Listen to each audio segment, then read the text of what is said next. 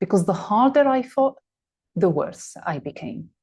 If you are living with chronic unexplained symptoms or conditions like ME/CFS, fibromyalgia, long COVID, or even chronic pain, you probably spent years fighting your own symptoms and your own body, fighting the limitations, the exhaustion, the pain that comes with it, and maybe even pushing through the crushes with the very limited energy that you have.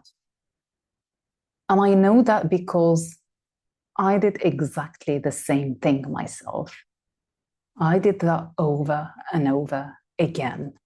I'm Selma, a former NHS doctor, and I was myself at some point in my own journey housebound with ME/CFS.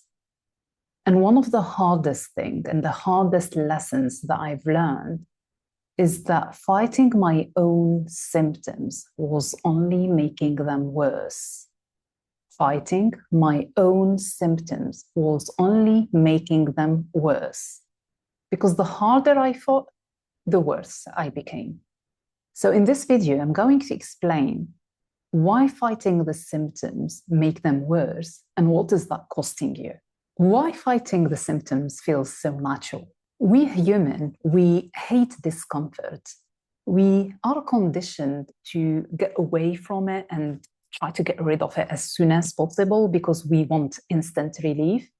For example, when we've got headache, we take a pill to make it go away. If we are hurt somewhere, we try our possible, just to make it stop. So when chronic symptoms start, the natural instinct that we have is to get rid of it as soon as possible. Specifically, you're talking about chronic, it means it lasted for a long time, right? And you might succeed at the beginning to ignore it. But guess what happens when we ignore our symptoms? They get louder and louder and louder. And the moment those symptoms become loud and impossible to ignore, then fight becomes the natural reaction because now we are really in pain and we need to do something. We want to get rid of that. What fighting actually looks like? What does that fight look like in real life? It looks like pushing through the crushes when your body is begging you to stop. It looks like constantly monitoring and micromanaging every symptom and every flare-up, trying desperately to control it. And without even realizing it, your body becomes this massive problem that you need to solve, or an enemy that needs to be defeated. What fighting actually creates. Now, I know you might be thinking, okay, Dr. Selma, I hate this condition and those symptoms, and I just want them to go away. And I get it. It's really exhausting to live with chronic unexplained symptoms or conditions like ME/CFS or fibromyalgia. It's really life-changing. But here what happens when you continue fighting your symptoms. Your brain cannot tell the difference between an external threat or an internal panic or an internal fight. So when we fight and when we get angry about every flare-up or about every symptom, all what our brain is receiving or our nervous system is receiving is one signal. It's a danger. And when your brain senses danger, it gets stuck in what we call a survival state. And when we are in a survival state, our body cannot heal. It's just not possible for it to recover in that state. It's like a system which is on or off all the time, or maybe even switching between the on and off. It triggers a really frustrating loop.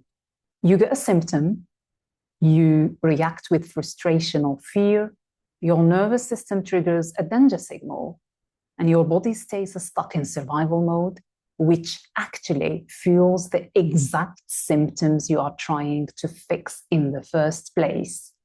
And you end up not only carrying those chronic unexplained symptoms and those conditions, you will also end up carrying the weight of the fight and that inner fight that no one can see from the outside. And a body cannot heal while it's in a fight state. I can't emphasize that enough. A body that's in a fight state cannot heal. And that only adds another layer, secondary, let's say, layer of another emotional pain, in addition to the body that's already depleted and it's running on a low.